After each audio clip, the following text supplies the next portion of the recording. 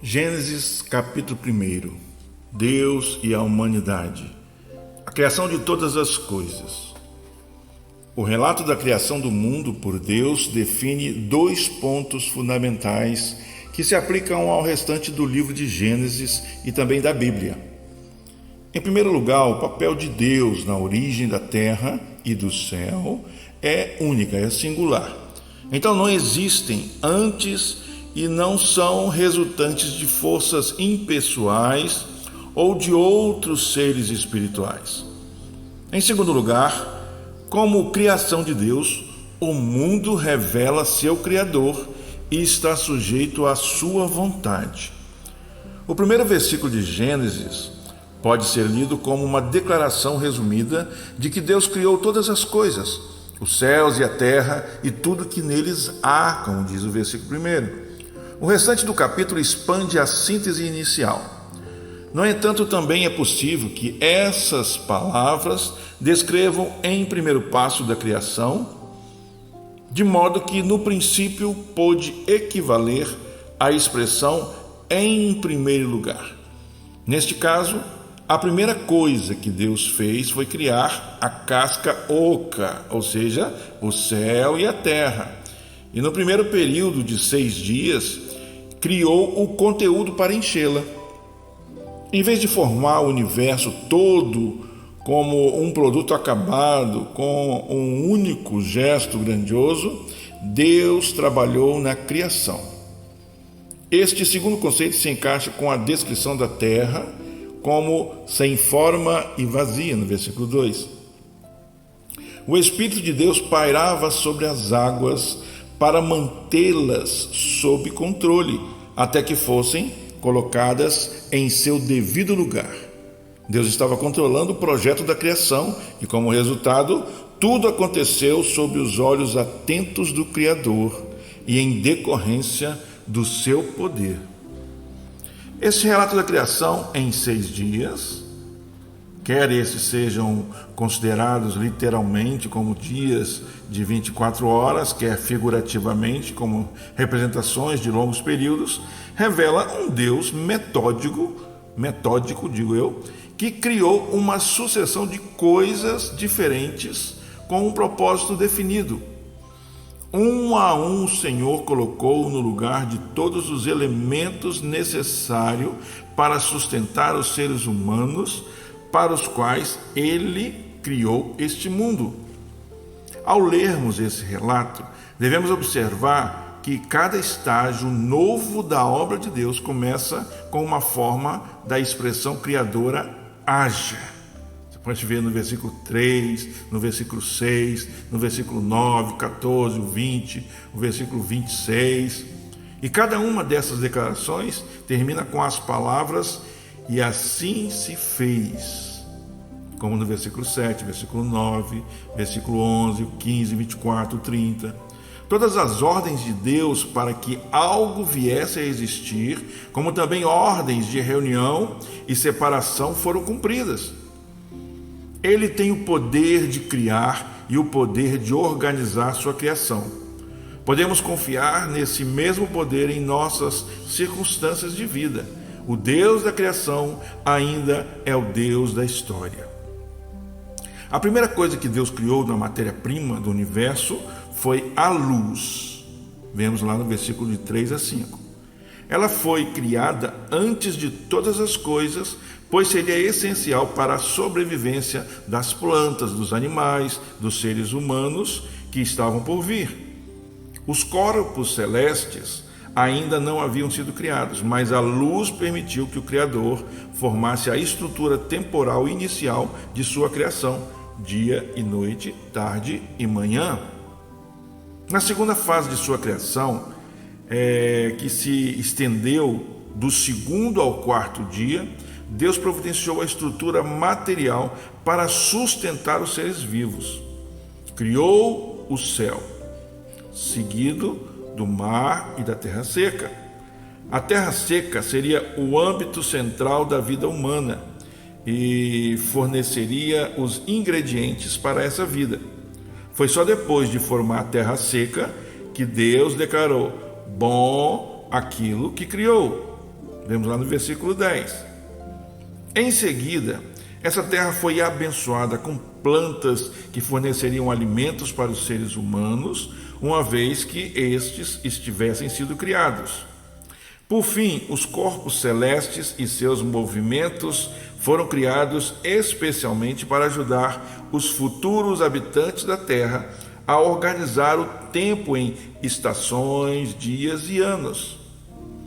Antes de nos formar, o Criador reuniu tudo que seria necessário para a nossa sobrevivência, lembrando-nos de que estava operando para nosso bem e não nos destinando ao sofrimento.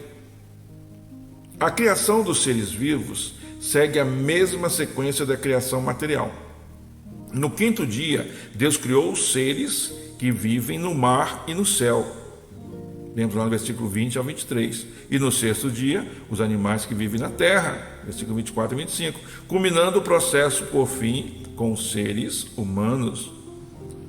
A posição privilegiada dos seres humanos é demonstrada pelo fato de nossa criação exigir uma decisão especial tomada numa grande assembleia, conforme o texto deixa entrever, deixa perceber.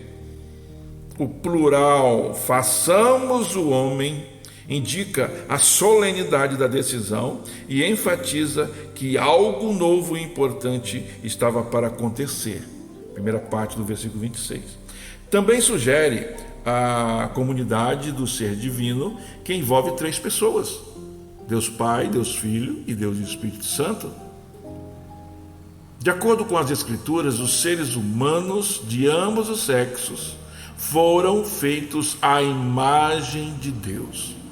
Assim, as pessoas são diferentes de outros seres criados, como os animais, um fato que tem consequências importantes para a maneira como vivemos. Em primeiro lugar, significa que cada ser humano é, de alguma forma, semelhante ao seu Criador. Assim, cada ser humano é especial e importante. Devemos ser capazes de reconhecer o Criador nos homens e nas mulheres que vemos ao nosso redor. Em segundo lugar, significa que não devemos adorar nenhum animal, como está registrado lá, vamos ver futuramente lá em Êxodo, capítulo 20, versículo 4, em Romanos 1, de 21 a 22.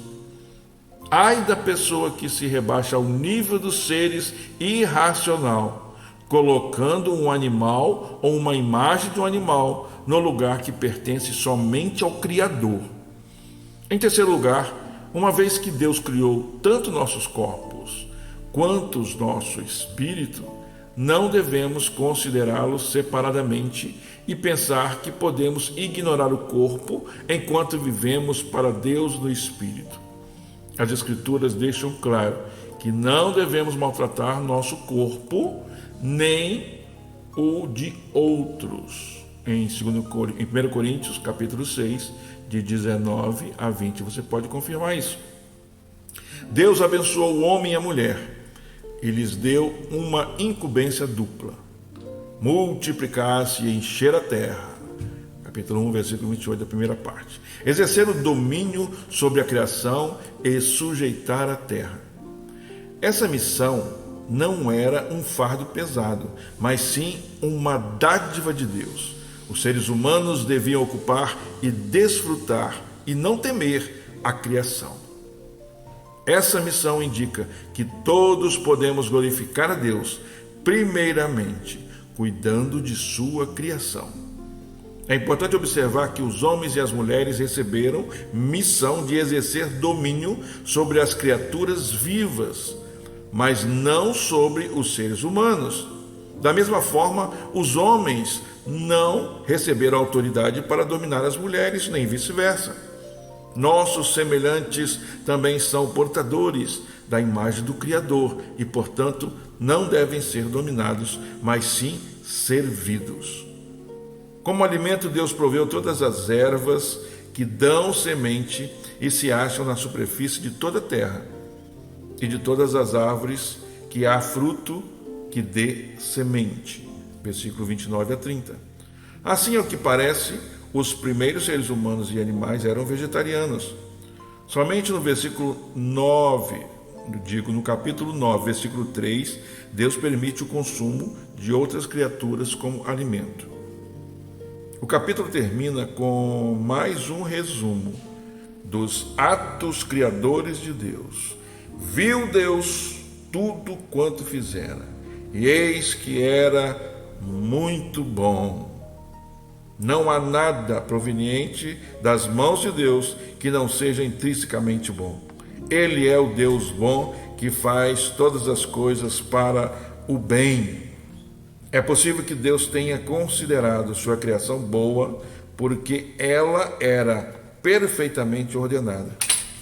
Cada elemento foi criado no tempo apropriado, ocupando um lugar que visava a harmonia do todo. A criação também era repleta de uma diversidade riquíssima. Deus criou variedades diferentes dentro de cada família de vegetais e animais, cada um segundo a sua espécie. Cada espécie recebeu a ordem de se multiplicar. Por fim, sua criação era repleta de significado, pois cumpria o propósito de deleitar a Deus e aos seres que ele criou à sua imagem. Nós que somos feitos à imagem de Deus, devemos imitar a sua criação naquilo que nós criamos.